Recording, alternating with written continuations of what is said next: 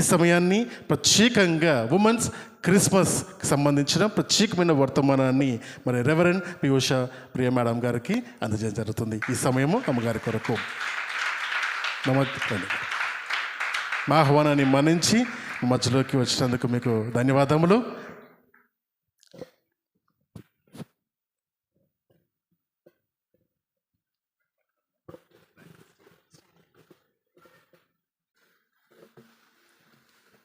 దేవుని పరిశుద్ధ నామంనకు వందనాలు తెలియజేస్తున్నాను. మరి ప్రత్యేకమైన సమయంలో ఈ రీతిగా మరి నిలబడడానికి మరొక పరిశుద్ధ ఆదివారం నాడు గ్రేట్ గాడ్ ఫెలోషిప్ సంఘం ఈ రీతిగా నన్ను ఆహ్వానించి దేవుడు నన్ను జ్ఞాపకం చేసుకున్నటువంటి ఈ సందర్భాన్ని బట్టి దేవాతి దేవునికి నేను కృతజ్ఞతాస్తుతులు చెల్లిస్తున్నాను. అదే రీతిగా కూడి వచ్చినటువంటి విశ్వాసులందరికీ, ప్రత్యేకించి మరి నన్ను ఇక్కడికి ఆహ్వానించినటువంటి జశ్వంత్ జాన్ పాస్టర్ గారికి, మరి అమ్మగారికి ప్రత్యేకమైన వందనాలు నేను తెలియజేస్తున్నాను. మరి ఈరోజు మనందరు మంచిగా యూనిఫామ్లో కనిపిస్తున్నారు.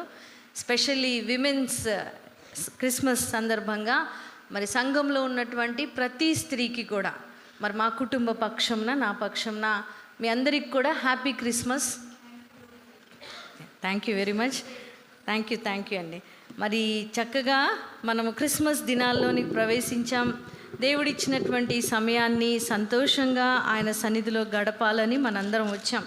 కాబట్టి ఈ సమయంలో మరి దేవుడు మనల్ని నిలబెట్టుకొని ఆయన సాక్షులుగా మరొక క్రిస్మస్, మరొక సంవత్సరాన్ని చూడటానికి దేవుడిచ్చిన కృపని బట్టి ఆయనకు వందనాలు తెలియజేస్తున్నాను. అబ్దుల్ కలాం గారు తెలుసా అండి? ఎవరు?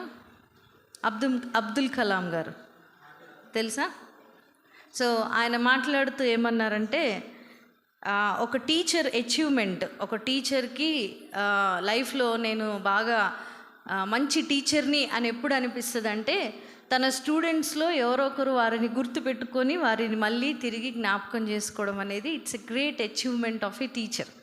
సో ఒక టీచర్కి ఒక మంచి అచీవ్మెంట్, నేను గొప్ప కార్యం చేశాను, నేను ఒక మంచి టీచర్ అని ఎప్పుడంటే యశ్వంత్ అయ్యగారు లాంటి మరి స్టూడెంట్స్, మా లాంటి టీచర్స్ని జ్ఞాపకం చేసుకొని మరి వారి సంఘానికి మమ్మల్ని పిలవడం అనేదే it's a great achievement in my life. Thank you very much John Yashwant గారు.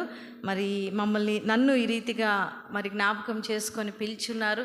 ప్రత్యేకించి మరి వారికి ఫస్ట్ ఇయర్ నుండి 4 years వరకు బీసీఎస్లో మరి కొద్ది దినాలు వారికి ఒక 2-3 సబ్జెక్ట్స్ చెప్పడానికి దేవుడు నాకు ఇచ్చినటువంటి 4 yearsలో ఇచ్చిన ధన్యతను బట్టి దేవునికి వందనాలు.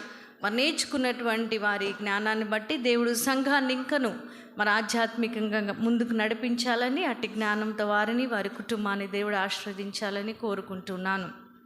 మరి ప్రత్యేకించి కూడి వచ్చిన సంఘం అంతటికి కూడా ఆంధ్ర క్రైస్తవ దైవజ్ఞాన కళాశాల ఎక్కడైతే యశ్వంత్ గారు మరి వారి యొక్క గ్రాడ్యుయేషన్ ముగించుకున్నారో, మరి ఆ స్థలం నుండి ప్రిన్సిపల్ గారు, ఫ్యాకల్టీ అందరి తరపున సంఘానికి నేను I wish you all happy Christmas. Thank you very much. So ఎందుకంటే ఇలాంటి సేవకులు చాలామంది తర్ఫియదు పొందడానికి ఒక మంచి స్థలముగా ఏసీటీసీ కళాశాల ఉంది. మరి అట్లాంటి ఆధ్యాత్మికమైన స్థలంలో నేనెందుకు పనికిరాని నన్ను దేవుడు ఒక పాత్రగా అనేక మంది సేవకులను సిద్ధపరచడానికి నన్ను నిలబెట్టుకున్నందుకు దేవునికి నిజంగా నేను కృతజ్ఞురాలై ఉన్నాను. మరి ఈ సమయంలో వాక్యానికి వెళ్ళడానికి ముందు మనందరం 1-2 నిమిషాలు కళ్ళు మూసుకుందాం.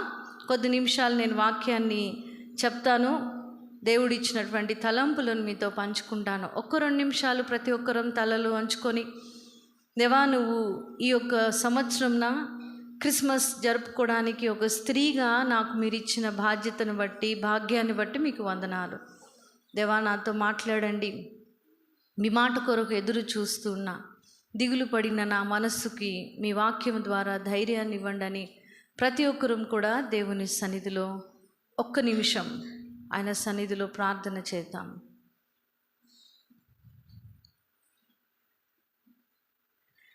దిగులు పడ్డ మనసుకు ధైర్యము పుట్టించుమయా, కలవరమును తొలగించి నెమ్మది కలిగించుమయా.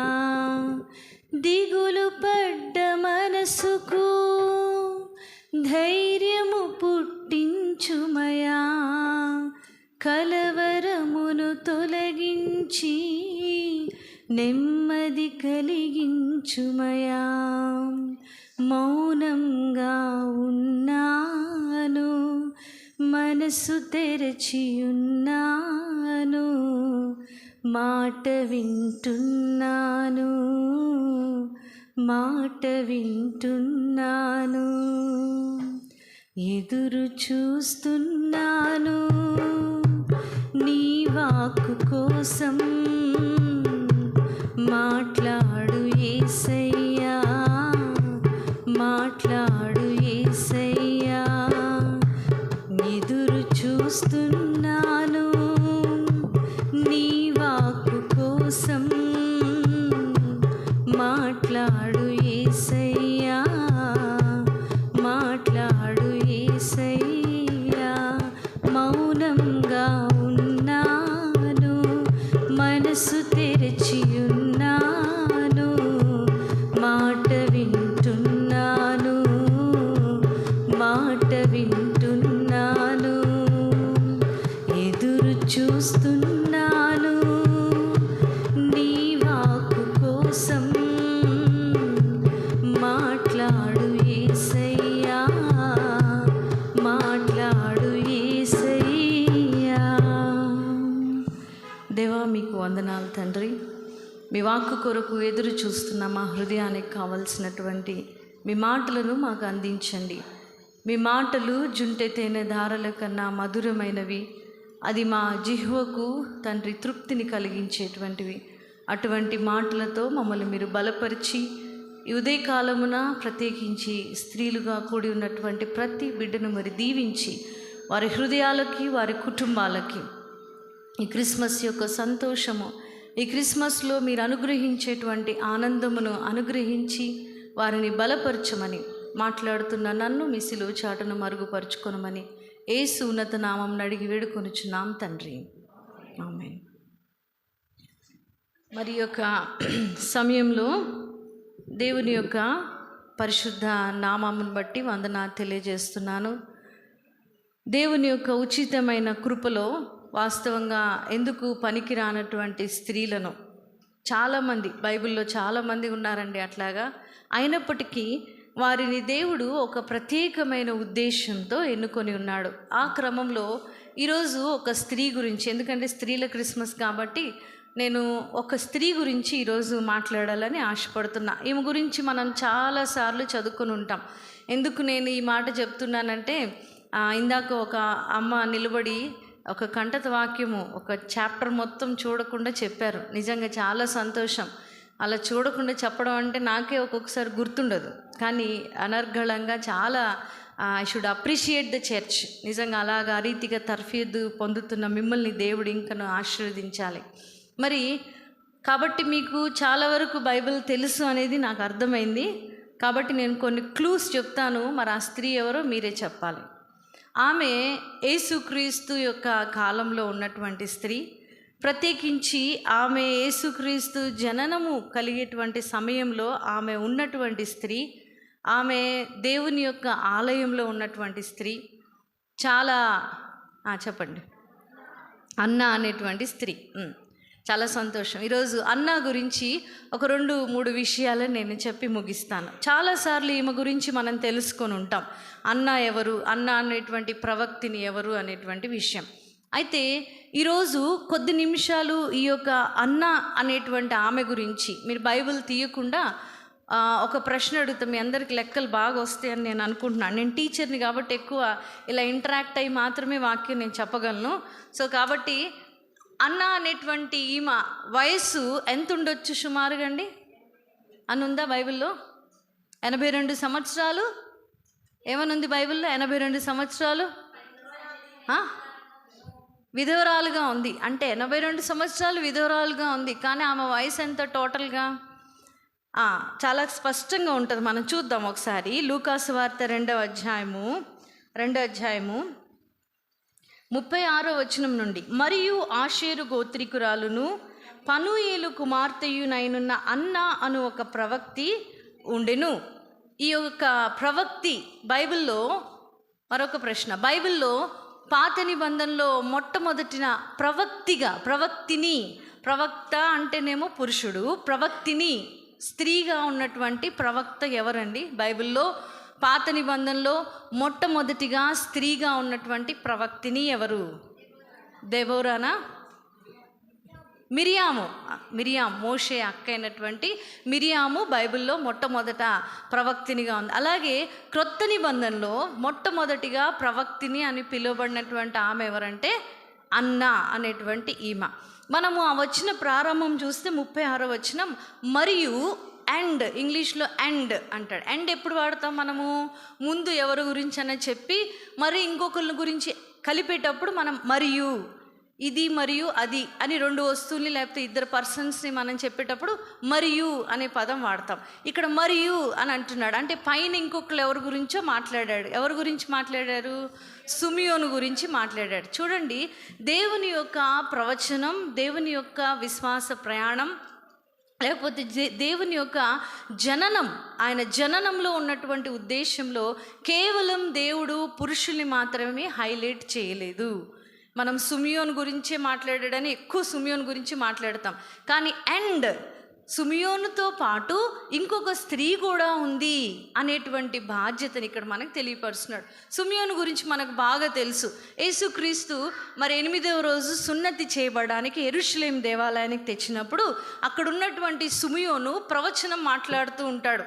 ఇదిగో నీ దాసుడినైన నేను నీ యొక్క రాక కొరకు ఎదురు చూస్తున్నాను నాదా అని యేసుక్రీస్తుని గురించి మాట్లాడుతూ ఉన్నటువంటి సుమియోను మాటలు మనం చూస్తాం.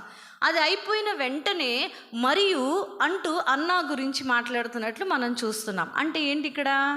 కేవలము పురుషుల్ని గురించి మాత్రమే కాదు, యేసయ్య జననంలో కేవలము మగవాళ్ళే ఉన్నారు కదా, గొల్లలు, జ్ఞానులు, వీళ్ళందరూ ఎవరు? పురుషులా స్త్రీలా?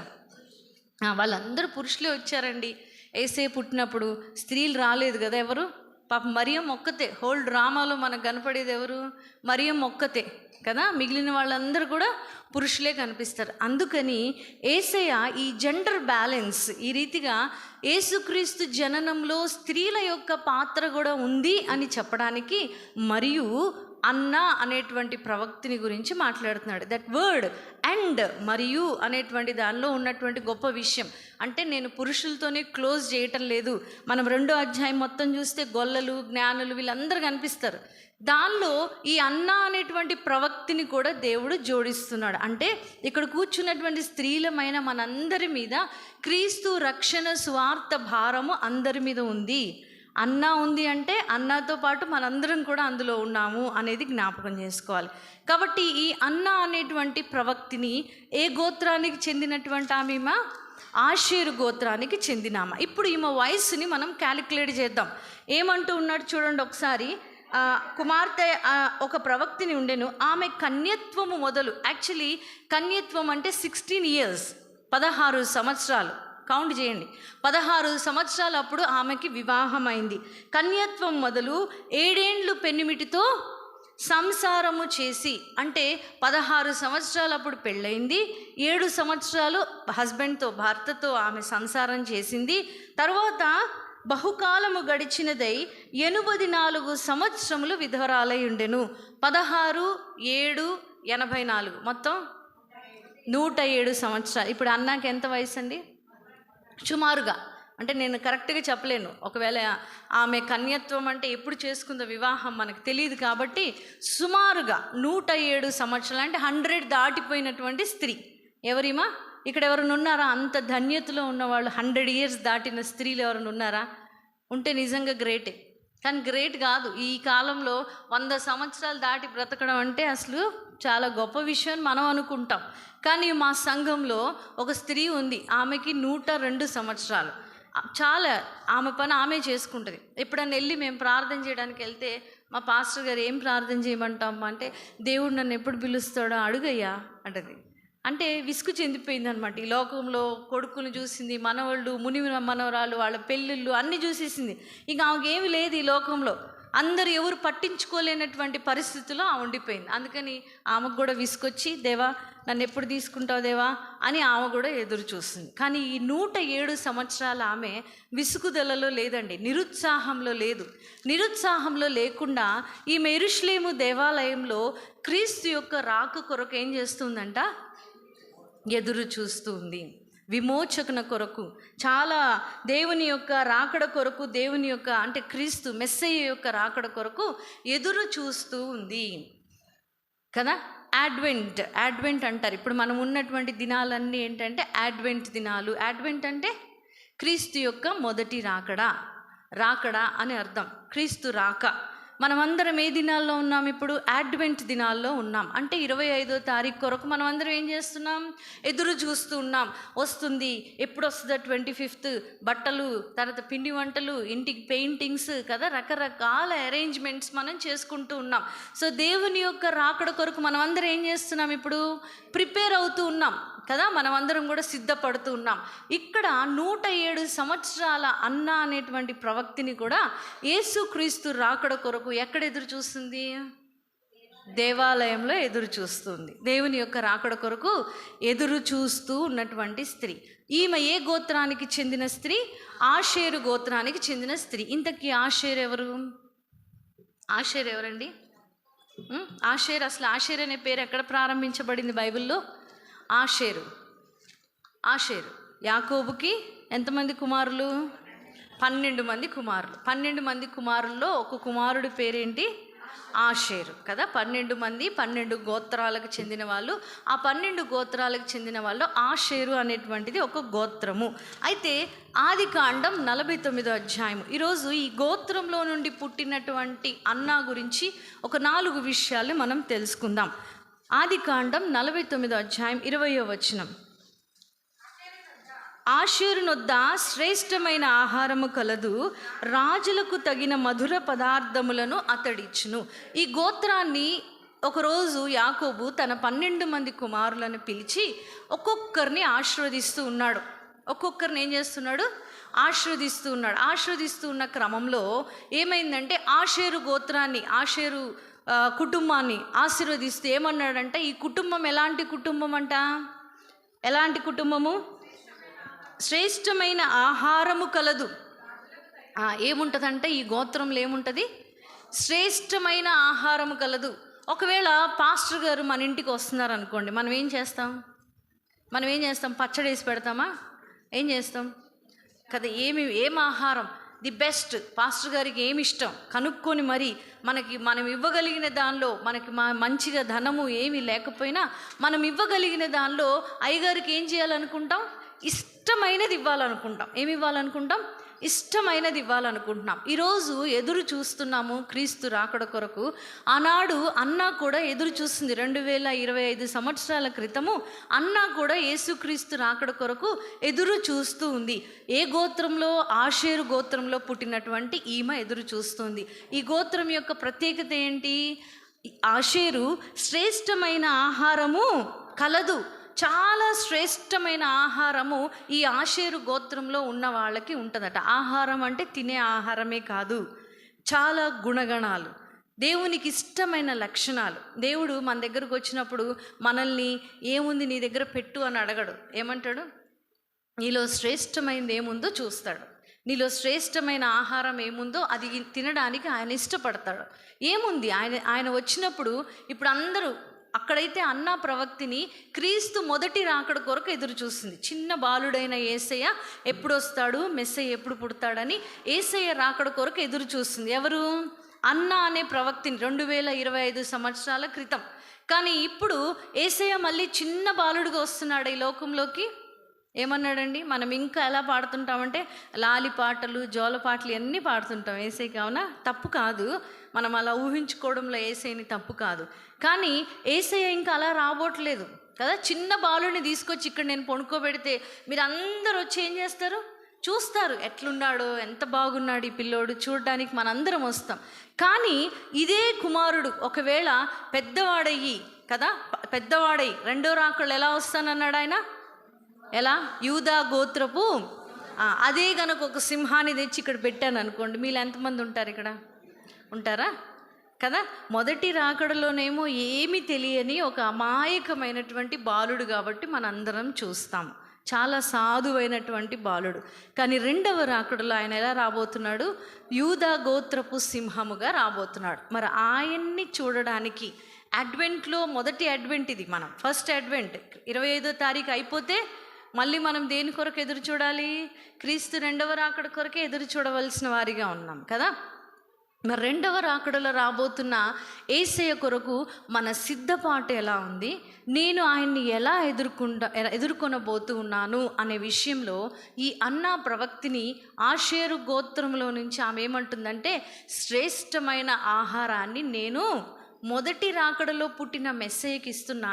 ఇప్పుడు కూర్చున్న మీరందరూ కూడా రెండవ రాకడలో రాబోతున్న యేసయ్య కొరకు ఎటువంటి శ్రేష్టమైన ఆహారాన్ని మనం సిద్ధపరుస్తున్నాం? మంచి మసాలాలు వేసి మంచి బిర్యానీ చేసి యేసయ్య కొరకు మనం అందరం ఎదురు చూస్తున్నాం. కానీ యేసయ్య అంటున్నాడు, నాకు కావాల్సింది ఇది కాదు. అన్నా జీవితంలో నుండి 2025 సంవత్సరాల క్రితం అన్నా జీవితంలో నుండి ఇప్పుడు మీరు నేర్చుకోవాల్సినవి చాలా విషయాలు ఉన్నాయి, శ్రేష్టమైన విషయాలు ఆమెలో ఉన్నాయి. ఆ విషయాలు ఈరోజు మనం తెలుసుకుందాం. ఏంటి అవి? ఒకసారి మనం దేవుని వాక్యాన్ని చూద్దాము. లూకా సువార్త 2వ అధ్యాయమే మనం చదువుకున్న అన్నా ప్రవక్తిని జీవితంలో నుండి నేడు ఎటువంటి శ్రేష్టమైన ఆహారాన్ని నీవు దేవుని కొరకు ఆనాడు ఆ గోత్రంలో పుట్టిన ఆషేరు సిద్ధపరిస్తే దేవుడు అంటూ ఉన్నాడు, నువ్వు ఏ రీతిగా సిద్ధపరుస్తూ ఉన్నావు? చూడండి ఒకసారి 37వ వచనం. 84 సంవత్సరములు విధవరాలయుండి మొదటి విషయం దేవాలయమును మొదటి విషయాన్ని చూద్దాం. ఏంటంట ఇవేం చేసింది? దేవాలయాన్ని, మన సంఘంలో ఆదివారము సండే సర్వీస్ జరుగుతుంది. తర్వాత ఏమేం జరుగుతాయండి? మంగళవారం ప్రార్థనలు ఉంటాయి. తర్వాత శుక్రవారం ఉపవాస ప్రార్థనలు ఉంటాయి, స్త్రీల కూడిక ఉంటాయండి. తర్వాత బైబిల్ స్టడీ ఉంటాయి. ఇవన్నీ ఉంటాయి. మనం ఎంతమంది వస్తున్నాం? అందరూ వస్తున్నారా? పాస్టర్ గారు చెప్పాలా? అందరూ వస్తున్నారా? అవునా? 107 సంవత్సరాలు ఆమె యెరూషలేము దేవాలయాన్ని విడిచిపెట్టలేదండి. ఏం చేయలేదు? రెండవ రాకడ కొరకు ఎదురు చూస్తున్న నీవు నేను ఎట్లా అయిపోయామంటే, కరోనా తర్వాత మొబైల్స్లో వస్తుంది, ఆన్లైన్లో రిలీజ్ అవుతుంది. మేము చర్చికి వెళ్ళాల్సిన అవసరం ఏంటండి మాకు? మేము ఫోన్లలో చూసుకొని ఇంట్లో కూర్చొని ఆరాధన చేసినా అయిపోతుంది. అవసరమా దేవుని ఆలయానికి రావాల్సింది? కానీ మనం అన్నా గురించి నేర్చుకోవాల్సిన అతి ప్రాముఖ్యమైన మొదటి విషయం, 107 సంవత్సరాల స్త్రీ. ఇక్కడ ఉన్న వాళ్ళందరికీ ఇది ఒక ఛాలెంజ్ అనమాట. 107 ఇక్కడ ఎవ్వరికీ లేవు, అందరము 80-70 లోపే ఉంటాం కదా. మరి 107 సంవత్సరాల ఆమె యెరూషలేము దేవాలయాన్ని విడువక ఉన్నప్పుడు ఇక్కడ కూర్చున్న నేనెందుకు రాలేకపోతున్నాను దేవుని కార్యక్రమాలకి, దేవుని ఆలయంలో జరుగుతున్నటువంటి కార్యక్రమాలకి? నాకు ఈ ఆలయం పేరు విన్నప్పుడు చాలా సంతోషం అనిపించింది. గ్రేట్ గాడ్, మహాదేవుని యొక్క ఆలయం. మనం ఆరాధించే దేవుడు నార్మల్ గాడ్ కాదండి. ఆయన ఎవరు? మహాదేవుడు, గొప్పవాడు. మరి అంత గొప్ప దేవుడిని ఆరాధించడానికి ఇక్కడ కూర్చున్న మనము ప్రతిసారి ఆలయం ఎప్పుడు మన కొరకు తెరిచే ఉంటుంది కదా. మనం ఎందుకు దేవుని ఆలయంలో గడపలేకపోతున్నాం? ఆమె గడిపినప్పుడు నేనెందుకు ఉండలేకపోతున్నాను అనేది ఒక పెద్ద ప్రశ్న మన ముందు. అది శ్రేష్టమైన మొదటి ఆహారము ఆమె ఇవ్వగలిగింది దేవునికి. ఏంటి ఆ విషయం అండి? దేవాలయమును విడువాక. ఒకరోజు దావీదు దేవుని సన్నిధిలో ప్రార్థన చేస్తున్నాడంట. దావీదు దేవుని సన్నిధిలో ప్రార్థన చేస్తున్నాడు. దేవుడు ప్రత్యక్షమయ్యాడు. అయ్యా, నీకేం కావాలి? నీకేం వరం కావాలి? కోరుకో అని అడిగాడు. ఇక్కడ కూర్చున్న మీ దగ్గరకు కూడా ఒకరోజు యేసయ్య ప్రత్యక్షమై మీకేం వరం కావాలి అని అడిగాడు అనుకోండి. ఏం వరం అడుగుతారు చెప్పాలా? అయ్యా, నాకు ఒక 1 కోటి రూపాయలు కావాలి, నాకు ఒక మంచి కారు కావాలి, నాకు బంగారం కావాలి, నా కుమార్తెకు వివాహం అవ్వాలి, మాకు పిల్లలు లేరు, మాకు పిల్లలు కావాలి, మాకు ఇంకా ఏదో ఒకటి కదా, ఏదో ఒక లోకానుసారమైన విషయాల్ని మనం అడుగుతాం. కానీ దావీదు దేవుని హృదయానుసారి. ఎందుకు తెలుసా? ఒకరోజు దేవుడు దావీదు వద్దకు వచ్చి నీకేం వరం కావాలి అని అడిగినప్పుడు చూడండి, ఒకసారి చూద్దాం. కీర్తనలు 27వ అధ్యాయం 4వ వచనం చూద్దాం. కీర్తనలు 27వ అధ్యాయం 4. యెహోవా యొద్ద ఒక వరము అడిగి తిని దానిని వెదకుచున్నాను, యెహోవా ప్రసన్నతను చూచుటకును ఆయన ఆలయములో ధ్యానించుటకును నా జీవితాంతము నేను యెహోవా మందిరములో ఏం వరం అడిగాడండి? డబ్బులు అడిగాడా? కార్లు అడిగాడా? బంగారం అడిగాడా? పిల్లల వివాహం అడిగాడా? ఉద్యోగం అడిగాడా? ఏమడిగాడు? జీవిత కాలం అంతయు నేను యెహోవా మందిరములో నివసింపగోరుచున్నాను. ఈ కోరిక మనం అడుగుతామండి దేవుణ్ణి? ఈ వరం అడుగుతామా? ఎవ్వరం అడగము. అందుకే దావీదు దేవునికి హృదయానుసారి. అందుకే ఆయన అడక్కముందే ఆయనకి రాజరికం ఇచ్చాడు, ఆయన అడక్కముందే ఆయనకి సంపద మొత్తం ఇచ్చాడు.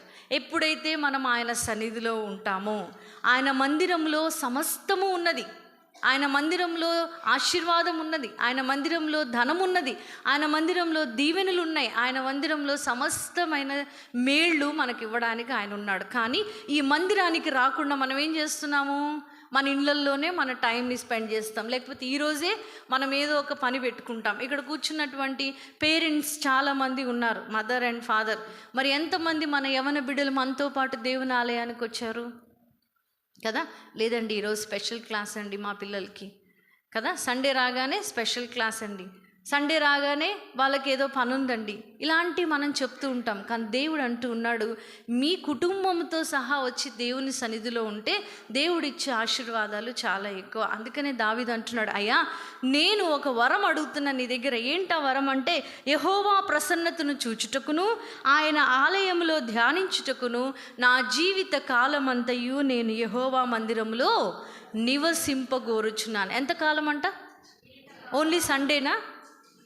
ఓన్లీ సండే కదా. ఓన్లీ సండే వస్తే చాలు, మనం వారం అంతా ఎక్కడన్నా తిరుగు. ఓన్లీ 1 గంట 2 గంటలు ఉంటే చాలు, మిగిలిన రోజులంతా నా ఇష్టం. కానీ దావీదు అలా అడగలేదు. ఏమంటున్నాడు? నా జీవిత కాలం అంతయు నేను యెహోవా మందిరంలోనే నివసించాలని ఆశపడుతున్నాను. ఇలాంటి ఆశ మనం కలిగి ఉండాలి.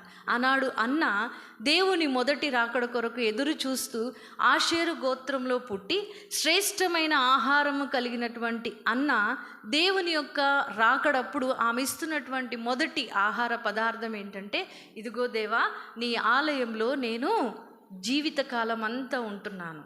నా జీవితకాలం 107 సంవత్సరాలు నా వయసు, అయినా కూడా నేను నీ ఆలయాన్ని విడిచిపెట్టట్లేదయ్యా. ఏ కార్యక్రమం జరిగి ఈ మైక్ నుండి మాకు ఏ సౌండ్ వచ్చినా నేను పరిగెత్తుకుంటూ దేవుని సన్నిధికి వస్తున్నానయ్యా అని ఆమె మాట్లాడుతున్న సందర్భాన్ని మనం చూస్తూ ఉన్నాం. కీర్తనలు 84వ కీర్తన.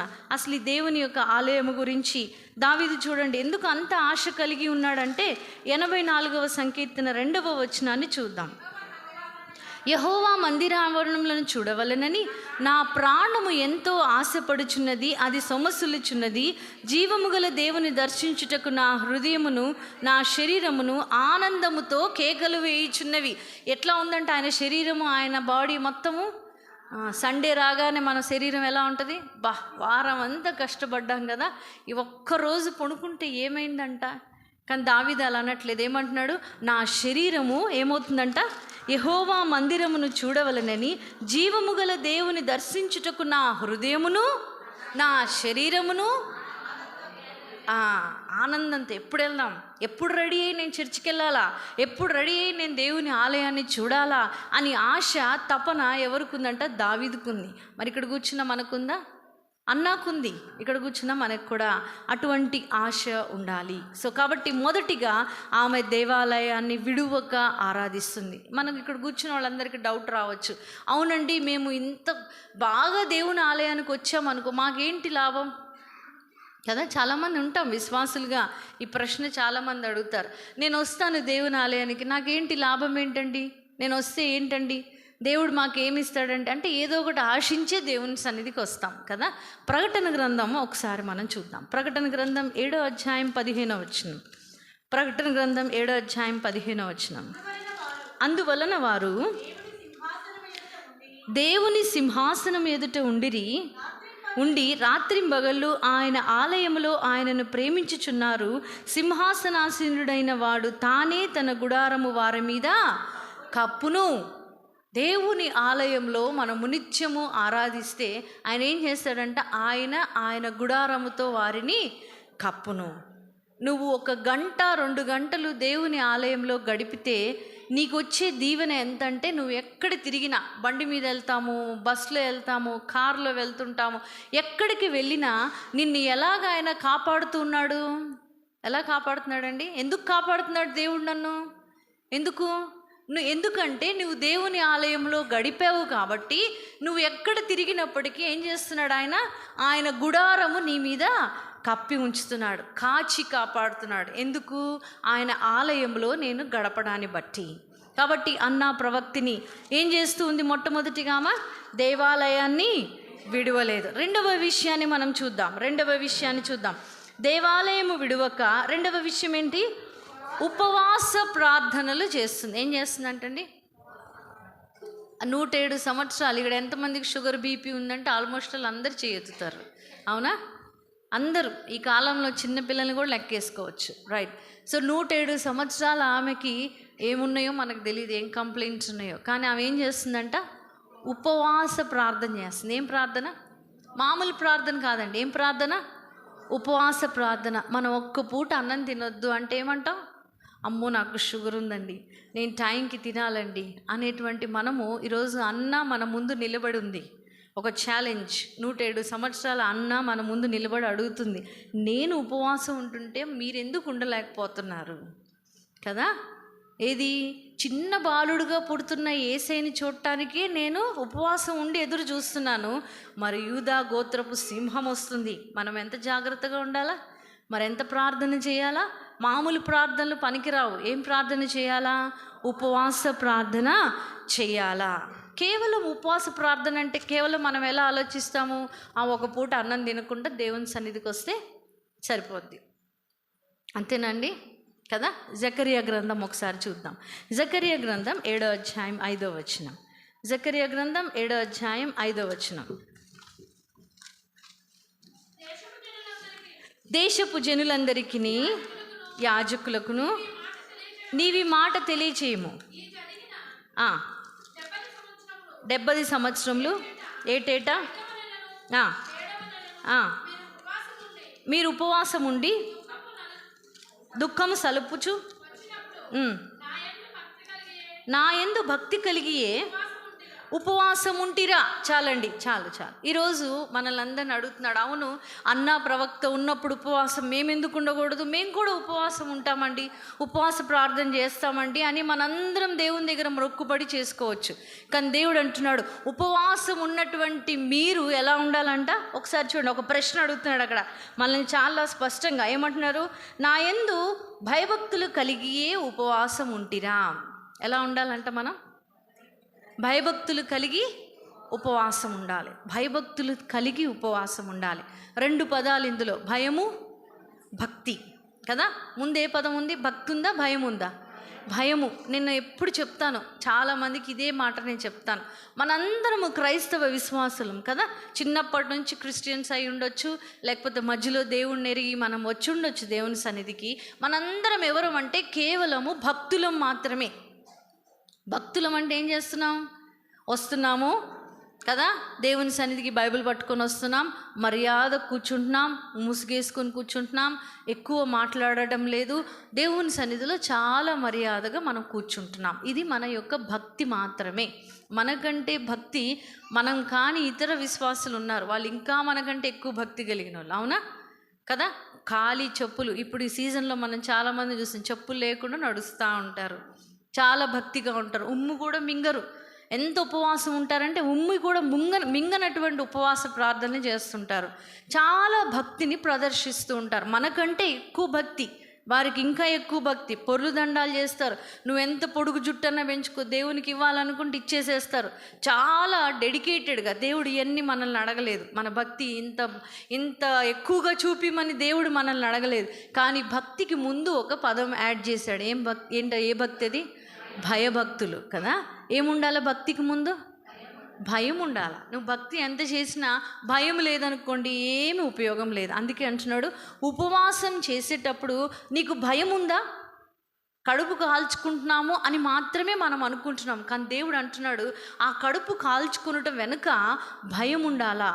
అమ్మో దేవుని సన్నిధి, నేను దేవుని కొరకు ఉపవాసం ఉంటున్నాను, నేను ఏమాత్రం ఈ కాలంలో తప్పు చేసినా పాపం ఆలోచించినా దేవుడు నన్ను క్షమించడు, శిక్షిస్తాడు అనేటువంటి భయము మనలో ఉండాలి. 2 రకాల భయాల్ని నేను తెలియపరుస్తే ఈరోజు. ఒకటేంటంటే భక్తితో కూడిన భయం, ఇది మనందరికీ ఉండాల్సిన భయం. రెండో భయము, ఈ లోకంలో ఏది చూసినా మనకి భయం, అవునా? చింతిస్తాం, బాధపడుతుంటాం, భయపడుతుంటాం. అమ్మో అమ్మో ఇది అయిపోద్దేమో, ఇది జరిగిద్దేమో. కరోనా వచ్చినప్పుడు ఏమనుకున్నాం అందరం? భయపడ్డారా? భయపడలేదా? భయపడినోడు ఎవరూ లేరు ఈ లోకంలో. కరోనా వచ్చినప్పుడు ప్రతి ఒక్కరూ భయపడ్డాం. అమ్మో ఎవరితో మాట్లాడలేదు, భయం. కానీ దేవుడు అంటున్నాడు, ప్రాణమును గురించిన భయము మనకి అక్కరలేదు. ప్రాణము పోయిన తరువాత ఉండేటువంటి జీవితమును గురించిన భయం మనకు ఉండాలి. ప్రాణము గురించిన భయం మీకు అవసరం లేదు, ఎందుకంటే దాన్ని సంరక్షించటానికి దేవుడు ఉన్నాడు. కాబట్టి ఈ ప్రాణాన్ని నలుగుగొట్టుకొని ఉపవాసం ఉంటున్న నేను భయభక్తులతోనే ఉపవాసం ఉంటున్నానా? ఈరోజు ఈ ప్రశ్న మనందరినీ దేవుడు అడుగుతూ ఉన్నాడు జకరియా ప్రవక్త ద్వారా. ఏమంటున్నారు? మీరు ఉపవాసం ఉంటున్నారు, 6వ నెల, 7వ నెల, లేకపోతే ప్రతి నెల శుక్రవారం ప్రతి వారం ఉంటున్నారు, మంచిదే. కానీ ఈ యొక్క ఉపవాసము భయభక్తులతోనే చేస్తున్నామా?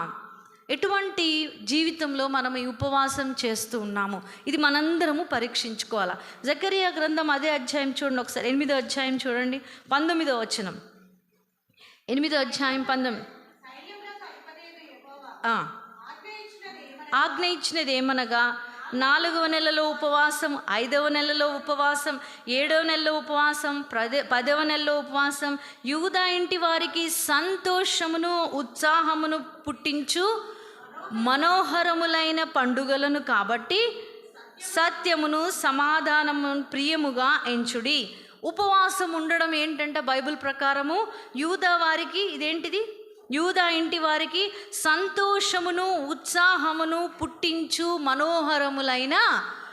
ఉపవాసం ఉండడం ఏంటండి? పండగ. ఉపవాసం ఉండడం పండగ. ఇదేంటండి? మేము కడుపు కాల్చుకొని నీరసం వచ్చేసేసి కళ్ళు తిరిగి పడిపోతుంటే మీరేమంటున్నారు? దాన్ని పండగనా? ఏం పండగ? మళ్ళీ సంతోషకరమైన మనోహరమైన పండుగంట. ఇలాగ మనం ఉపవాసం చేయాలి. బైబిల్లో చాలా స్పష్టంగా అన్నాడు, ఉపవాసం ఉండునప్పుడు నీవు దుఃఖముఖం పెట్టుకొని, అయ్యో నేను ఈరోజు ఏం తినలేదే అని ఇలా బేలమొహం పెట్టుకొని రావాకండి. ఆయన సన్నిధికి వచ్చేటప్పుడు ఎలా రావాలి? మనం సంతోషముగా ఉత్సాహముగా ఉండవలసిన సంతోషకరమైనటువంటి పండుగ ఇది. ఉపవాసం ఉండడం అనేది ఏంటి? పండుగ. ఎందుకు 107 సంవత్సరాల అన్న అంత సంతోషంగా దేవుని సన్నిధిలో ఉపవాసం ఉంటుంది అంటే ఆమె దాన్ని ఎలా తీసుకుంటుంది? పండుగగా తీసుకుంటుందండి. మనం పండుగగా చూస్తున్నామా? భారంగా చూస్తున్నాం కదా, అందుకే మనం చేయలేకపోతున్నాం. ఏం భారం? షుగర్ ఉందండి, నేను ఉపవాసం చేయలేను, అది భారం, నాకు చాలా కష్టం. బీపీ ఉందండి, నాకు కళ్ళు తిరిగి పడిపోతా టైంకి తినకపోతే, అది భారం. కానీ యేసే అంటున్నాడు, ఇవి మనోహరములైన పండుగలు ఉపవాసం ఉండడం అనేది. మరి నీవు నేను ఆ ఉపవాసంలో సంతోషంగా ఉంటున్నామా కదా? ఎందుకు దేవుడు ఏమంటున్నాడు? నీ యొక్క దుఃఖ దినములను నేను సంతోషముగా మారుస్తున్నాను. కాబట్టి నీవు దుఃఖపడి ఉపవాసం ఉండొద్దు, సంతోషముగా ఉపవాసం ఉండమని చెప్తున్నాడు. 3వ విషయాన్ని మనం చూద్దాం. లూకాసు వార్త 2వ అధ్యాయంలో మనం చదువుకున్నటువంటి వాక్య భాగంలో దేవాలయంను విడువక ఉపవాస ప్రార్థనలతో 3వ విషయం రేయింబగళ్ళు సేవ చేయుచుండెను. 3వ విషయం ఏంటండి? రేయింబగళ్ళు. ఏం చేస్తుందంటే ఎప్పుడెప్పుడు చేస్తుందేమా సేవ?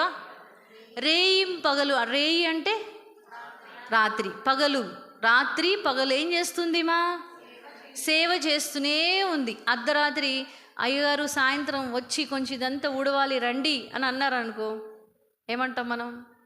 ఏం పని లేదండి, ఎప్పుడు పడితే అప్పుడు పిలుస్తారు మమ్మల్ని, ఏ పని అంటే ఆ పని పిలుస్తారు కదా. మనం చాలా సందర్భాల్లో ఇష్టపడం.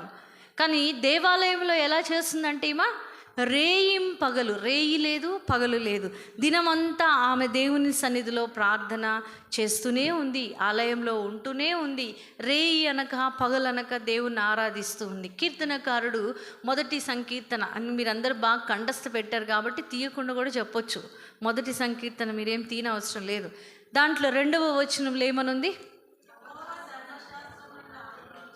దివారాత్రములు దానిని ధ్యానించువాడు, దివారాత్రములు వాక్యాన్ని చదివేవాళ్ళు. ఎంతమంది ఇక్కడ ఉన్న వాళ్ళు రోజు వాక్యం చదువుతారు, బైబిల్ చదువుతారు? రోజు బైబిల్ చదివే వాళ్ళు ఎంతమంది? అసలు సగం కూడా ఎత్తట్లేదు చెయ్యి, ఎక్కడ కనబడిద్దోనని. పైకి ఏం పర్వాలేదు, దేవుని సన్నిధిలో ఒప్పుకుంటే దేవుడు మనల్ని మెచ్చుకుంటాడు. అబద్ధం చెప్పొద్దండి, మళ్ళీ అబద్ధం చెప్పినా దేవుడు ఒప్పుకోడు కదా. చాలా తక్కువ హ్యాండ్స్ రేజ్ అవుతున్నాయి, చాలా తక్కువ. దివారాత్రములు దేవుని వాక్యాన్ని ధ్యానించువాడు ధన్యుడు. ఏం చేస్తుంది? 107 సంవత్సరాల అన్న దివారాత్రములు దేవుని వాక్యాన్ని ధ్యానిస్తుంది. దివారాత్రాలు, రేయనక పగలనక, మెలకు రాగానే వాక్యం తీయాలా, చదవాలా కదా. మనందరం పడుకునేటప్పుడు ఒక ప్రార్థన చేస్తాం. చాలామంది అంట లెగిసిన తర్వాత ప్రార్థన చెయ్యరు, పడుకునేటప్పుడు ప్రార్థన చేస్తారంట. Well they go to bed, మా పడుకకి వెళ్ళేటప్పుడు ప్రార్థన చేస్తారు. ఏమని ప్రార్థన చేస్తారు? దేవా, మేము పడుకోబోతున్నాం, మా ప్రాణము పోకుండా చూడు. టక్కుని రాత్రి పోయిందనుకో, ఏంటి దేవా మా పరిస్థితి కదా. ఎందుకు భయం? లేసామనుకో ఇంకేం ప్రాబ్లం లేదు, ఒకరోజు చూసేసాం కదా, అయిపోయింది. కానీ పడుకునేటప్పుడు టెన్షన్ అనమాట. ఒక్కోసారి లెగుస్తామో నిద్రలోనే ఏమవుతుందో అని భయం కదా. సో కాబట్టి రాత్రి పడుకునేటప్పుడు ప్రార్థన చేస్తాం. ఎక్కువ ఏం ప్రార్థన చేస్తాం? దేవా, నేను పడుకుంటున్నాను, నువ్వు కునుకవు, నిద్రపోవు కనుక నువ్వేం చెయ్యి, రోజంతా నన్ను కాపాడు. నువ్వు మాత్రం పడుకోబాకు, నేను మాత్రం గురక పెట్టి పడుకుంటా కదా. మంచి గుడికి వచ్చి కూడా ఇదే పని చేస్తాం. చాలామంది ఉన్నారు అట్లా కదా. గుడికి వచ్చి పడుకోమా మనం? ఉన్నారు, నాకు కనిపిస్తూనే ఉన్నారు ఇక్కడ నుండి చాలా చక్కగా. మీరు నో అనడానికి కూడా లేదు. సో కాబట్టి గుడికి వచ్చి కూడా మనం ఏం చేస్తాం? పడుకుంటాం. ఎందుకు? మన ధైర్యం ఏంటి తెలుసా?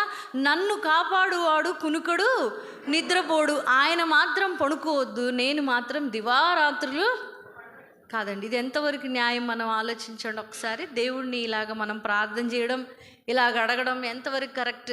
నా కుమార్తె, మీరు వచ్చిన తర్వాత చూదురు, ఆమె ఎప్పుడు ఒక ప్రార్థన చేస్తుంది నైట్ పడుకునేటప్పుడు. ఏమని ప్రార్థన చేస్తుందంటే, యేసయ్యా నేను పడుకోబోతున్నాను, నాతో పాటు నువ్వు కూడా పడుకోయ్యా అని ప్రార్థన చేస్తుంది. అంటే ఆమెకు తెలియదు యాక్చువల్లీ, అంటే దివారాత్రులు దేవుడు నిద్రపోడనే తెలియదు. ఆమె ఏమనుకుంటుందంటే, మనం పడుకోగానే యేసయ్య కూడా పడుకుంటాడు అనే ఆలోచనతో, దేవా నువ్వు కూడా పడుకో యేసయ్యా, భోజనం చేసేటప్పుడు దేవా నువ్వు కూడా తినేసేయా అని వెంటనే ఆమె ప్రార్థన చేస్తుంది. చూడండి, దేవుణ్ణి మనము ఎంతగా అడుగుతున్నాం, ఏ రీతిగా మనం ప్రార్థన చేస్తున్నాం. అడిగేటప్పుడేమో ఆయన అన్ని రీతులుగా అడుగుతాం. దేవా నువ్వు మాత్రం కునుకొద్దు అని, మనం మాత్రం నిద్రపోయేటువంటి పరిస్థితి. 107 సంవత్సరాల అన్న చిన్న బాలుడుగా పుట్టేటువంటి యేసయ్య కొరకు దివారాత్రులు మెలకుగా ఉండి ప్రార్థన చేస్తుంటే, యూదా గోత్రపు సింహం మీ మధ్యలోనికి వస్తుంది అంటే పడుకుంటామండి? దొంగ వస్తున్నాడు ఈరోజు మీ ఇంట్లో, దొంగ పడుతున్నారంటే పడుకుంటామా? పడుకోము. ఎందుకు? నా బంగారము, నా విలువైన శ్రేష్టమైన వస్తువులు ఉన్నాయి, అవన్నీ పోతాయి అనేటువంటి భయం. మరి ఈరోజు యూదా గోత్రపు సింహముగా 2వ రాకడలో ఆయన వస్తున్నాడు. ఇంకా మనం ఏం చేస్తున్నాము? నిద్రపోతున్నాం, మత్తులమై ఉన్నాము. కాబట్టి 107 సంవత్సరాలు ఆమె పడుకోలే. కాబట్టి ఇక్కడ ఎవరు లేరు కదా, అందరూ ఆమె కంటే చిన్నోళ్ళే కదా. మెలకుగా ఉండండి, పడుకోవాకండి. సో మెలకుగా దేవుని సన్నిధిలో మనం ప్రార్థన చేయాలి. రాజులు 1వ గ్రంథం ఒకసారి చూద్దాం. దావీదు ప్రార్థన చేస్తున్నాడు. చూడండి ఒకసారి, దావీదు రాజులు మొదటి గ్రంథం 8వ అధ్యాయము 29వ వచనం. 8వ అధ్యాయం 29వ వచనం. నీ దాసుడనైన నేను చేయు ప్రార్థనను దయతో అంగీకరించినట్లు నా నామము ఎక్కడ ఉండునని ఏ స్థలమును గూర్చి నీవు సెలవిచ్చితవో ఆ స్థలమైన ఈ మందిరము తట్టు నీ నేత్రములు రేయింబగళ్ళు తెరవబడి ఉండును గాక. మన కళ్ళు ఎట్లుండాలంట? దేవాలయం వైపు రేయింబగళ్ళు తెరుచుకొని ఉండాలా. ఎప్పుడు మనం గుడికి వెళ్ళాలా, ఎప్పుడు మనం ఆరాధించాలా. రేయింపగళ్ళు హోల్ నైట్ ప్రేయర్ జరిగిద్దా మన సంఘంలో? అందరు ఇప్పుడు ఎంతమంది ఉన్నారు అంతమంది వస్తారండి హోల్ నైట్ ప్రేయర్కి. ఎందుకు?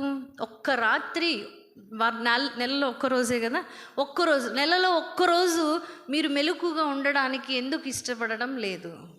నేను ప్రశ్నిస్తున్నానని మీరు ఆలోచించదు. ఒక్కసారి మీకు మీరు తలంచుకోండి.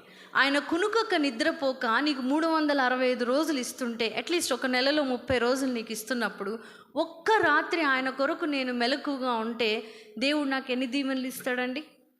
అవునా?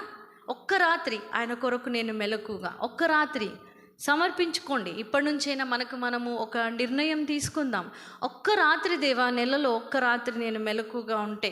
31st నైట్ మాత్రం అందరూ మెలకుగా ఉంటారు, అవునా? 31st నైట్ మాత్రం అందరూ మెలకు. ఎందుకు? న్యూ ఇయర్ వస్తుంది, కొత్త సంవత్సరం వస్తుంది. దేవుడు ఏం ఆశీర్వాదం ఇస్తాడో, ఏం ప్రామిస్ ఇస్తాడో. ప్రామిస్ కార్డ్ ఇస్తారా? ఇక్కడ ఇస్తారండి ప్రామిస్ కార్డ్? వాగ్దానాలు ఇస్తారా? ఒక ప్రశ్న అడుగుతాను. మొన్న తీసుకున్నారు కదా, 2025 సంవత్సరం ప్రారంభంలో తీసుకొని ఉంటారు మీ అందరు వాగ్దానం. ఎంతమందికి గుర్తుంది? చాలా తక్కువ. ఒకసారి పాస్టర్ గారు చూస్తే తెలిసిద్ది. Very few hands raised. సరే, చాలా తక్కువ. అంటే సంవత్సరం తిరిగేసరికి వాగ్దానం ఏమైపోయింది? మర్చిపోయింది, వెళ్ళిపోయింది అనమాట. సంవత్సరంతో పాటు వాగ్దానం కూడా వెళ్ళిపోయింది. కానీ దేవుడు అంటున్నాడు, వాగ్దానం ఇచ్చిన దేవుడు నమ్మదగిన వాడు. దయచేసి దాన్ని మర్చిపోవాకండి. ఏదో లాటరీలాగా తీసి నాకు ఇది ఇచ్చింది సంతోషం అని వెళ్ళిపోవడం కాదు. ఆ వాగ్దానాన్ని ఎత్తిపట్టి నువ్వు సంవత్సరం అంతా ప్రార్థన చేయాలి, until it fulfil in your life. అది నీ జీవితంలో నెరవేర్చబడినంత వరకు అది ఎత్తి నువ్వు ప్రార్థన చేయాల్సిందే. ఊరికనే కాదు వాగ్దానం తీసుకునేది. రేయింబగళ్ళు మనం ఆయన సన్నిధిలో ఎదురు చూడాలా. కేవలం నూతన సంవత్సరం కొరకు, నూతన వాగ్దానం కొరకు మాత్రమే కాదు, రేయింపగళ్ళు ఆయన సన్నిధిలో మనం ఎదురు చూడాలా. ఎంతవరకు మన యొక్క ప్రార్థన. అందుకే అంటున్నాడు దావీదు, ఏమన్నాడు? దేవా, నీ యొక్క రేయింబగళ్ళు, నీ నేత్రములు నీ దేవాలయము తట్టు తిరిగి ఉన్నాయి. దేవాలయం వైపు నా కళ్ళు చూస్తూ ఉన్నాయి రేయింబగళ్ళు కదా. ఈ రీతిగా మనం దేవాలయం వైపు తిరిగి ఉండాలి. అదే 59వ వచనం కూడా చదువుదాం. 8వ అధ్యాయం 59వ వచనం. ఆయన తన దాసుడైన నా కార్యము, ఇశ్రాయేలీయులకు తన జనుల కార్యమును అవసరము చొప్పున ఎల్లప్పుడూ నిర్వహించున్నట్లుగా నేను యెహోవా ఎదుట విన్నపము చేసిన ఈ మాటలు రేయింబగళ్ళు మన దేవుడైన యెహోవా సన్నిధిని ఉండును గాక. ఆమేన్. గట్టి చెప్పండి, ఆమేన్. ఆమేన్ చెప్పిన వాళ్ళందరూ రేయింబగళ్ళు ఆయన సన్నిధిలో మీ విన్నపములు చేయాలి. చెప్పేశారా? ఆమేన్ అన్నారా? Very good. ఇప్పుడు నుంచి ఏం చేయాలా? హోల్ నైట్ ప్రేయర్లో వచ్చి మీ విన్నపాలు చెప్పినట్లయితే రేయింబగళ్ళు మీ విన్నపాలు ఎక్కడుంటాయంట? దేవుని సన్నిధిలో ఉంటాయి. అప్పుడు ఏం చేస్తాడు దేవుడు?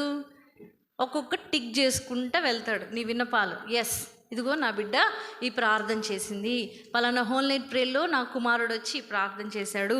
సో కాబట్టి ఈ కార్యము వారి జీవితంలో నేను చెయ్యాలి అని ఆయన జ్ఞాపకం చేసుకుంటూ ఉంటాడు. ఎప్పుడైతే నువ్వు రేయింబగళ్ళు ఆ సన్నిధిలో, ఆయన సన్నిధిలో ప్రార్థన చేస్తావో, అదే రీతిగా యేసయ్య కూడా రేయింబగళ్ళు నీ విన్నపాన్ని జ్ఞాపకం చేసుకుంటూనే ఉంటాడు. ఏదో ఒక గంట వచ్చి ప్రార్థన చేశాను నేను వెళ్ళిపోయానంటే కాదు. రేయింపగళ్ళు ఆయన సన్నిధిలో మన విన్నపములు వినేటువంటి దేవుని దగ్గర మనము కూడా అదే రీతిగా విన్నపాన్ని చెయ్యాలి అని దేవుని వాక్యం మనకు తెలియపరుస్తుంది. విలాప వాక్యములు 2వ అధ్యాయము 19వ వచనం చూద్దాం. విలాప వాక్యములు 2వ అధ్యాయం 19వ వచనం. 2వ అధ్యాయం 19వ వచనం. మీ అందరికి తెలిసిన వాక్యమా? చెప్పండి. నీవు లేచి రేయి మొదటి జామున మొరపెట్టుము, నీళ్లు కుమ్మరించినట్లు ప్రభు సన్నిధిని నీ కుమ్మరింపుము.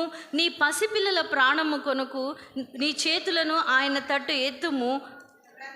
ఆకలిగొని ఇక్కడ మనకి చాలా స్పష్టంగా అంటున్నాడు, నీవు లేచి రేయి మొదటి జామున దేవుని సన్నిధిలో మొరపెట్టాలి. ఎంతమంది మనం పొద్దున్నే 3 గంటలు లేకపోతే 4 గంటల సమయంలో లేచి ప్రార్థన చేస్తాం? అన్నిటి చేతులు ఎత్తున్నారు, చాలా సంతోషం. రేయి మొదటి జామున మనం లేచి, స్త్రీలు కానీ పురుషులు కానీ ప్రార్థన చేస్తామా? యేసుక్రీస్తు యెరూషలేము వీధుల్లో ఆయన ఏం చేస్తున్నాడంటే సిలువను మోసుకొని వెళ్తూ ఉన్నాడు కదా. వెళ్తున్నాడండి. అక్కడ స్త్రీలందరూ ఏం చేస్తున్నారు? రొమ్ము కొట్టుకొని ఏడుస్తూ ఉన్నారు. అయ్యో దేవా, నువ్వు వెళ్తున్నావు. వాళ్ళ తట్టు తిరిగి యేసు ఏమన్నాడండి? అమలారా, మీరు బైబిల్ చదవట్లేదు అనమాట. అమలారా అన్నాడా? దేవా, ఒకసారి బైబిల్ తీసి చూద్దాం మనం. ఎక్కడుంది ఆ వాక్యం? ఎక్కడుంది? ఎక్కడుందండి ఆ వాక్యం? లూకాసు వార్త 23వ అధ్యాయం. దయచేసి బైబిల్ చదవండి బాగా, అప్పుడు మీరు అమ్మలారా అనరు. చదవండి ఒకసారి. 23వ అధ్యాయము 27వ వచనం. లూకాసు వార్త 23వ అధ్యాయం 27వ వచనం. గొప్ప జన సమూహమును ఆయనను గూర్చి రొమ్ము కొట్టుకొనుచు దుఃఖించుచున్న చాలా మంది స్త్రీలను ఆయనను వెంబడించిరి. యేసు వారి వైపు తిరిగి ఏమన్నాడండి? మీరేం చెప్పారు నాకు? అది ఎక్కడుంది ఆ డైలాగ్? సినిమాలోదండి, సినిమాలోది. అంటే మనకు సినిమా గుర్తున్నంత బాగా దేవుని వాక్యంలో ఉన్న వర్డ్ గుర్తులేదంటే చాలా క్రైస్తవ విశ్వాసులకి ఇది ఎంత మనకి సిగ్గుకరమైన విషయం ఆలోచించండి. అమ్మలారా ఎక్కడుంది? సినిమాలో డైలాగ్ అది. ఓకే, ఇది యెరూషలేము కుమార్తెలారా ఏమంటున్నాడు మనల్ని? ఇక దయచేసి ఈసారి ఎప్పుడు కూడా ఎవరన్నా అడిగితే అమ్మలారా అని చెప్పొద్దు. ఏమన్నాడు యేసే మనల్ని? యెరూషలేము కుమార్తెలారా నా కోసం ఏడవకండి, రేయి మొదటి జామున లేచి మీ పిల్లల కోసము ఏడవండి. ఎందుకు ఏడవాలండి మా పిల్లల కోసం? ఎప్పుడైనా ఆలోచించారా? ఈ డైలాగ్ మనం చెప్పేస్తాం, కానీ ఎందుకు ఏడవాలి నేను పొద్దున్నే లేచి నా పిల్లల కోసం? ఎందుకు ఏడవమని యేసయ్య ఆయన అంత శ్రమ పొందుతూ ఆడ రక్తం గారుతుంది, బరువైన సిలువ మోస్తూ కూడా ఈ మాట ఎందుకు చెప్పాడు? నా కోసం ఏడవద్దు, మీ పిల్లల కోసం ఏడవండి అని. కింది వచ్చిన భాగంలో మనం ఎప్పుడు కిందికి వెళ్ళి చదవం, అప్పుడు చూడండి ఒకసారి 30వ వచనం. అప్పుడు మా మీద పడుడని పర్వతములతోనూ మమ్మును కప్పుడని కొండలతోనూ జనులు చెప్పసాగెదరు. కదండి, ఏమంటున్నారు? రేపటి దినాన భవిష్యత్తులో 7 ఏళ్ళ శ్రమకాలంలో మీ పిల్లల మీదకి శ్రమ వచ్చినప్పుడు మీ పిల్లలు ఏమంటారంటే, అమ్మో ఈ శ్రమను నేను భరించలేకపోతున్నాను, దీని బదులు ఈ కొండనో ఈ సముద్రమో నన్ను మింగివేస్తే బాగుండు, నేను భరించలేకపోతున్నాను అని మీ పిల్లలు ఏడ్చేటువంటి పరిస్థితులు రాబోతున్నాయి. కాబట్టి ఎవరి కోసం ఏడుస్తారు? పిల్లల కోసం ఏడవండి. చాలామంది ఆడవాళ్ళు ఎప్పుడు ఏడుస్తారు తెలుసా? చేతులు కాలేక అప్పుడు ఏడుస్తారు. ఎప్పుడు ఏడుస్తారు? అంత అయిపోయినాక, పిల్లలు మార్గం తప్పిపోయి వాడు లోకంలో తిరిగి వాడు భయంకరమైనటువంటి పరిస్థితుల్లో మరి అమ్మాయి మాట వినకుండా ఇలా ఉన్నటువంటి దినాల్లో బోరుమని దేవుని సన్నిధికి వచ్చి అయ్యా నా కుమారుడు ఇలా, నా కుమార్తె ఇలా అని ఏడుస్తాం. కానీ దేవుడు అంటున్నాడు, అదే కనుక పసిపిల్లలుగా ఉన్నప్పుడు నువ్వు రేయి మొదటి జామున నీ బిడ్డల కోసం లేచి ప్రార్థన చేసి ఉంటే ఈరోజు నువ్వు ఏడవాల్సిన పరిస్థితి ఉండేది కాదు. అవునా? కానీ మనం ఏం చేస్తున్నాం? అంతా అయిపోయిన తర్వాత ఏడుస్తాం. అందుకే యేసే అన్నాడు, నా కోసం ఏడవద్దు, నా జీవితం అయిపోయింది, కానీ మీ పిల్లల జీవితం చాలా ఉంది, వారు చాలా చూడాలి, చాలా కలలు కనుంటారు, మీరు వాటి కోసం ఏడవండి. రేపటి దినాన వాళ్ళు ఈ శ్రమని భరించలేరు. మీరు ఒకవేళ ఎత్తబడి వెళ్ళిపోతారేమో, కానీ లోకంలో ఒకవేళ నా బిడ్డలు మిగిలిపోతే ఏంటి పరిస్థితి? వారి మీదకి శ్రమ వచ్చినప్పుడు తట్టుకోలేక విశ్వాస ప్రయాణంలో వారు బలంగా లేకపోతే ఏమవుతుందంట? పడిపోయేటువంటి పరిస్థితి. అప్పుడు ఏడుస్తారు, మీ పిల్లలు దుఃఖపడతారు. ఎవరైనా మనకి నొప్పి తగిలినా మన బిడ్డలకి నొప్పి తగలకూడదని అనుకుంటాం కదా. అందుకని యేసే అన్నాడు, మీ పిల్లల కోసం రేయి మొదటి జామున లేచి ప్రార్థన చేయండి కదా. మరి ఈరోజు 107 సంవత్సరాల అన్న రేయిం పగళ్ళు దేవుని సన్నిధిలో సేవ చేస్తుంది. ఈరోజు ఆమె ద్వారా మనం నేర్చుకోవాల్సిన విషయం, స్త్రీలుగా మనం నేర్చుకోవాల్సిన విషయం, యేసయ్య మనకి నేర్పించిన విషయం, మీకోసం మీ పిల్లల కొరకు మీరు ప్రార్థన చేయండి, వారి కోసం ఏడవండి, దుఃఖపడండి, ఆయన సన్నిధిలో కుమ్మరించండి. వారు సరైన మార్గంలో ఉండడానికి, చిన్ననాటి నుండి సరైన మార్గంలో వాళ్ళు పెరగడానికి మీరు వారి కోసం ఏడవండి, దుఃఖపడండి ఆయన చెప్తూ ఉన్నాడు కదండి. చివరి విషయాన్ని మనము అన్న ప్రవక్తిని ద్వారా నేర్చుకుందాం. నేను త్వరగా ముగిస్తాను. చివరి విషయాన్ని మనం నేర్చుకుందాం. లూకాసు వార్త 2వ అధ్యాయంలో చివరిగా ఆమె ఏం చేసిందంట? రేయింబగళ్ళు సేవ చేయుచుండెను. ఏం చేస్తుందంట? ఏం సేవ చేస్తుందండి? 107 సంవత్సరాలు ఆమె ఏం చేస్తుంది? సేవ చేస్తుందా? ఏం చేయదు. ఆమెకే మనం సేవ చేయాలి ఒక రకంగా చెప్పాలంటే. కానీ ఈమె సేవ చేస్తుంది. ఏమి సేవ చేసింది తెలుసా? కింది వచ్చిన చదువుదాం. 38. ఆమె కూడా ఆ గడియలోనే లోపలికి వచ్చి దేవుని కొనియాడి యెరూషలేములో విమోచన కొరకు కనిపెట్టుచున్న వారందరితో ఆయనను గూర్చి మాట్లాడుచుండెను. ఏం చేస్తుంది ఆమె సేవ? సువార్తని ప్రకటిస్తుంది. ఏం చేస్తుంది? సువార్తని యేసయ్యని చూసింది. చూడగానే అమ్మ నేను యేసయ్యని చూసాను చాలా, నిలిపోయి పడుకోలేదు. ఏం చేసిందంట? అక్కడ ఉన్నటువంటి వాళ్ళందరూ విమోచన కొరకు ఎదురు చూస్తున్న జనులందరికీ యేసయ్యను గురించి మాట్లాడుతూ ఉంది, సువార్తను ప్రకటిస్తుంది. క్రిస్మస్ అనేక సంవత్సరాలుగా మన జీవితంలో చేసుకుంటూనే ఉన్నాం. నువ్వు ఎంతమందికి ప్రకటించావు? అన్నలాగా ప్రకటించామా? సేవ చేయడం అంటే ఏదో చేయాల్సిన అవసరం, మాలాగా అమ్మ మీలాగా మేము ఆర్డినేషన్ తీసుకోవాలా, మీలాగా మేము అభిషేక్త పరిచర్యలో లేము అని మీరు అందరూ అనొచ్చు. కానీ అన్న కూడా ఏం అభిషేకం తీసుకోలేదు. ఇక్కడ నార్మల్గా ఉన్న స్త్రీ, అంతేనా? అవునా? మరి సమరయ స్త్రీ అభిషేకం తీసుకుందా? మరి వెళ్ళి ఏం చేసింది? ఊర్లో సువార్త ప్రకటించింది. దీనికి అభిషేకం ఏం అవసరం లేదు, ట్రైనింగ్లు అవసరం లేదు, ఏం అవసరం లేదు. నీ నోటి మాట ద్వారా కూడా సువార్తని ప్రకటించవచ్చు. ముసలమ్మ ముచ్చట్లు బదులు సువార్తని చెప్పామనుకోండి, దేవుడి వైపు నడిపించిన వారిగా ఉంటాం. అందుకని యేసయ్య మనల్ని ఏమన్నాడు? ఎస్పెషల్లీ స్త్రీలను ఏమన్నాడండి? స్త్రీలను ఏమన్నాడు? ఇంత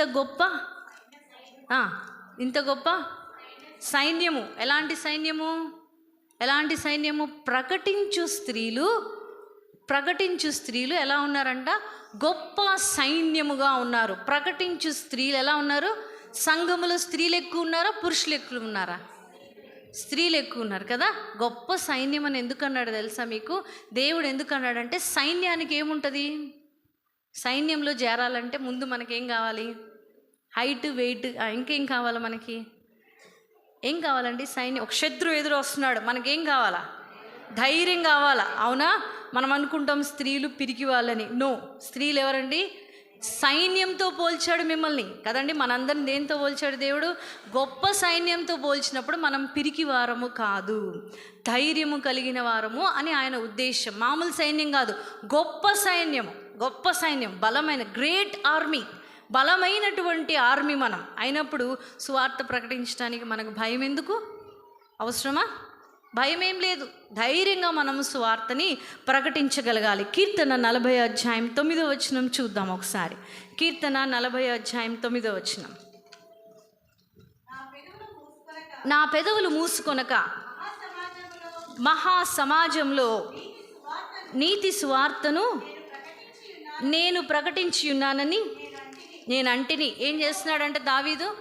నేను నా పెదవులు మూసుకోకుండా మహాసభలో నేనేం చేస్తున్నా? నోరు మూసుకోకండి దయచేసి. విన్న వాక్యాన్ని బట్టి మనం ఏం చేయాలా? నోరు మూసుకోకుండా సువార్తను ఏం చేయాలా? ప్రకటించాలా. సువార్తను మనం ప్రకటించాలా, నోరు మూసుకొని ఉండొద్దు. విన్న వాక్యాన్ని మనం ప్రకటించాలా. 37వ సంకీర్తన 30వ వచనం చూడండి ఒకసారి. 37వ సంకీర్తన 30వ వచనం. నీతిమంతుల నోరు జ్ఞానమును గూర్చి వచించును, వారి నాలుక న్యాయమును ప్రకటించును. మన న్యాయవంతుడైన యేసయ్య గురించి మనం ఏం చేయాలా? ప్రకటించాలా. భయం ఎందుకు? మనం దేవుని గురించి ప్రకటించాలా. ఇందాక మేము వస్తూ ఉన్నప్పుడు ఒక చిన్న సంఘటన మేము చూసాం. నేను మా అయ్యగారు వస్తున్నప్పుడు కారులో ఎదురుగా ఒక బండి ట్రాఫిక్ దగ్గర సిగ్నల్ దగ్గర ఆగింది. ఆగగానే కొంతమంది వారి యొక్క మత గ్రంథాలను చక్కగా ఇస్తూ ఉన్నారు, కొనుక్కుంటూ ఉన్నారు జనాలు. ప్రకటించడానికి వారికి ధైర్యం ఉందా లేదా అండి? మరి నిజ దేవుడిని, న్యాయమైన దేవుడు, సత్యమైన దేవుడిని ప్రకటించడానికి మనం ఎలా ఉండాలా?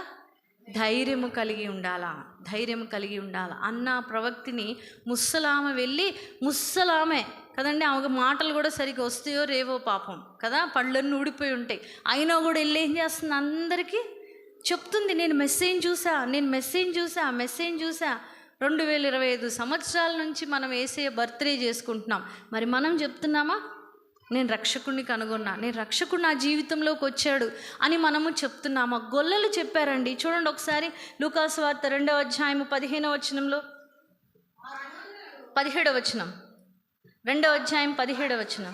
వారు చూచి ఈ శిశువును గూర్చి తమతో చెప్పబడిన మాటలు ప్రచురము చేసిరి. గొర్రెల కాపరులు తమతో చెప్పిన సంగతులను గూర్చి విన్న వారందరూ మిక్కిలి ఆశ్చర్యపడిరి కదా. మనం అనుకుంటాం గొల్లలు సంతోషంగా వచ్చి కానుకలు ఇచ్చారు. మనం డ్రామా వేసినప్పుడు ఏం చేస్తాం? కానుకలు ఇచ్చారు, వెళ్ళిపోలేదండి. అక్కడ నుంచి వెళ్ళిపోయినాక ఏం చేశారు? చూసిన శిశువును గురించి ప్రకటించారంట. విన్న వాళ్ళందరూ ఏమయ్యారు? ఆశ్చర్యపోయారు. ఒక గొర్రెల కాపరులు, సమాజంలో విలువ లేని వారు, చిన్న జాబు, చిన్న పని చేసుకునే వాళ్ళ ప్రొఫెషన్ని బట్టి వాళ్ళకి విలువే లేదు. అలాంటి వారి మాట విన్నారు జనులు. సమరయ స్త్రీ, మనం లోకంలో ఆమెని చాలా చెడ్డగా మాట్లాడుకుంటాం. 5 భర్తలు ఉన్న స్త్రీ అయినా ఆమె ప్రకటించగానే అందరూ విన్నారు. మరి మనము దేవుని సన్నిధిలో నీతిమంతులుగా ఉంటున్నాం. నీవు నేను ప్రకటించే బాధ్యత మన మీద ఉంది. ఈరోజు అన్న గురించి 4 విషయాలు. శ్రేష్టమైన ఆహారము, 4 ఆహార పదార్థాలు ఆమె దేవునికి ఇచ్చింది. ఏంటది? మొదటిది, దేవుని సన్నిధిని ఆమె విడిచిపెట్టలేదు. రెండవది, ఉపవాస ప్రార్థనలు చేసింది. మూడవది, రేయింబగళ్ళు ఆయనకు సేవ చేసింది. 4వ విషయం, ప్రకటించినటువంటి స్త్రీగా మనం చూస్తున్నాం. మరి ఇంత శ్రేష్టమైన ఆహార పదార్థాలని చిన్న బాలుడైన యేసయ్య వస్తున్నప్పుడు ఆమె అందించింది ఆషేరు గోత్రం నుండి. మరి ఈరోజు ఇక్కడ కూర్చున్నటువంటి మనందరము ఏ పదార్థాలను మనం ఇస్తున్నాం యేసయ్యకి? ఏముంది నీలో శ్రేష్టమైనది? నీలో శ్రేష్టమైన పదార్థము ఏముంది? ఒకసారి ఆలోచించుకుందాం. మనం స్త్రీలము, మా వల్ల కాదనుకోవద్దు. ఈరోజు మన ముందు ఉన్న ఛాలెంజింగ్గా ఉన్న స్త్రీ ఎవరు? ఎన్ని సంవత్సరాలు? చెప్పడానికైనా మనం ఆలోచించాలి కదండి. 107లో కనీసం సగం కూడా ఉంటాయి, మనకి సగం పైనే ఉంటాయి, తక్కువ ఉంటాయి ఇంకా కదా. చాలామందికి ఇంకా తక్కువ ఉంటాయి. మరి మనం ఎంత సేవ చేయాలో 107 సంవత్సరాలు ఆమె చేస్తే? సో ఇది మన ముందు ఉన్నటువంటి సవాల్. 2025వ సంవత్సరంలో క్రీస్తు 2వ రాకడ కొరకు ఎదురు చూస్తున్నటువంటి దేవుని యొక్క సంఘము, గ్రేట్ గాడ్ ఫెలోషిప్ సంఘము, మహాదేవుని యొక్క సహవాసంలో కూర్చున్నటువంటి మీ అందరికి కూడా మరి దేవుడు మాట్లాడుతున్న మాట, మరి స్త్రీల క్రిస్మస్ చేసుకుంటున్నాం సంతోషంగా, కానీ మనం ఎదురు చూస్తున్న క్రిస్మస్ క్రీస్తు మొదటి రాకడ కొరకు కాదు, ఇది 2వ రాకడ కొరకు. ఎటువంటి శ్రేష్టమైన పదార్థాలతో, శ్రేష్టమైనటువంటి క్వాలిటీస్, గుణాలతో మనము దేవుని కొరకు ఎదురు చూస్తున్నాము అనేది మనందరము ప్రశ్నించుకోవాల్సిన విషయం. చివరికి ఒక మాట నేను చెప్పి ముగిస్తా. యేసుక్రీస్తు చనిపోయి పరదేశం వెళ్తున్నారు, అవునా? ఎవరిని తీసుకొని వెళ్ళాడు? కుడి పక్కన ఒక దొంగ ఉండి అన్నాడు, అయ్యా నీవు పరలోకానికి వెళ్ళేటప్పుడు నన్ను జ్ఞాపకం చేసుకో అనగానే యేసే ఏమన్నాడు? నేడు నీవు నాతో కూడా. ఆ యేసే పరలోకానికి వెళ్ళేటప్పుడు పక్కనే ఇంకొక ఆయన ఉన్నాడు, భుజం మీద చేసుకొని తీసుకెళ్తున్నాడు. ఎవరైనా ఒక దొంగ కదా. అప్పుడు తండ్రి అయినటువంటి యెహోవా ఏమంటాడు యేసేని చూసి? బలా నమ్మకమైన మంచి దాసుడా, ఈ లోకంలో నీవు ఇంత పోరాడి నా కోసం ఏం చేసావు? ఒక ఆత్మని పట్టుకొని వచ్చావు అని యేసేని మెచ్చుకొని ఉంటాడు కదండి. మరి ఈ లోకంలో ఇంత సువార్త మనం వింటున్నాం, ఇన్ని రీతిలుగా దేవుని వాక్యాన్ని మనం తెలుసుకుంటున్నాం. ఒక్క ఆత్మనైనా దేవుని సన్నిధానికి నడిపిస్తున్నామా? ఇంకా బెంచ్లు ఖాళీగా ఉన్నాయి, స్థలము చాలా ఉంది, ఇంకా ఆత్మలు రావాల్సిన భారం ఉంది. అది మా భారం కాదండి, పాస్టర్ గారిది అని అనుకోకండి. ఇక్కడ కూర్చున్న మనందరికీ ఇచ్చాడు, అవునా? అన్నాకి ఇచ్చినట్లుగా ముసలి వాళ్లకు కూడా ఇచ్చాడు దేవుడి బాధ్యత. ఇచ్చినప్పుడు సంఘానికి, విశ్వాసులను నడిపించాల్సిన భారం ఇప్పుడు ఎవరి మీద ఉంది? చెప్పుకోండి. నా మీద ఉంది. నేను తీసుకురావాలా, నేను నడిపించాలా, ఈ రక్షణను అందరికీ ప్రకటించాలా, ఈ భారము నా మీద ఉంది. మరి అట్టి కృప దేవుడు మనందరికీ అనుగ్రహించునుగాక. అందరి తలలు ఉంచుకున్నట్లయితే ప్రార్థన చేసుకుందాం. ఒక్క నిమిషం ఎవరు కూడా మీరు మీ ఆలోచన అటు ఇటు పోనీయకుండా, దేవా ఈరోజు విన్న వాక్యాన్ని బట్టి ఒక కమిట్మెంట్, ఒక నిశ్చయతలోకి మనందరం వద్దాం. దేవా ఇదిగో నా మీద ఒక భారం నీవు ఉంచావు. 107 సంవత్సరాల అన్న అనేక మందికి ప్రకటించినప్పుడు, మరి ఇంత వయస్సు, ఇంత ఓపిక నాకు ఇచ్చినప్పుడు నేను ఎంతమందికి ప్రకటిస్తున్నాను అని మనందరం కూడా ఆయన సన్నిధిలో ఒక్కసారి ఆలోచన చేసుకుందాం. ఎవరు కూడా మాట్లాడకుండా, మీ ఆలోచన అటు ఇటు పోనీయకుండా ఆయన సన్నిధిలో ఒక్క నిమిషం, దేవా ఇక నుంచి నేను నీ కొరకు ఆత్మలను సంపాదించే బిడ్డగా ఈ క్రిస్మస్ రోజున నీవు మాట్లాడినందుకు మీకు వందనాలు. నా మీద మీరు భారం ఉంచారు, నా మీద మీరు ఉంచినటువంటి ఈ యొక్క రక్షణ భారాన్ని నేను అనేక మందికి పంచటానికి సహాయం చేయండి అని ప్రార్థన చేసుకుందాం. ఈ సంఘము అనేక ఆత్మలతో నింపబడాలి దేవా. నా పేరే తెలియని ప్రజలు అనేక మంది ఉన్నారని ఈ లోకంలో నీవు చెప్తూ ఉన్నావు. ఇదిగో కోతెంతో విస్తారంగా ఉన్నదని నీవు చెప్తున్నావు. నేను పనివారిగా, నేను పనిగత్తెగా, నేను మీ యొక్క సన్నిధిలో మీ పని చేస్తూ అనేక ఆత్మలని సంఘానికి నడిపించి బలా నమ్మకమైన మంచి దాసుడు, దాసురాలుగా మీ పేరు పొందుటకు సహాయం చేయండి అని ప్రతి ఒక్కరం ప్రార్థన చేసుకుందాం.